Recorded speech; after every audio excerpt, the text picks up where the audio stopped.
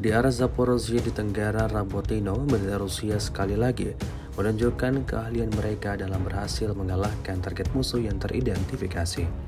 Terbukti dalam sebuah rekaman yang beredar di media sosial Telegram pada Rabu 27 Maret 2024. Operator drone dari unit pengintaian Tentara Pengawal ke-58 dengan tetesan amunisi yang tepat memaksa salah seorang prajurit angkatan bersenjata Ukraina untuk merangkak keluar dari parit yang didudukinya.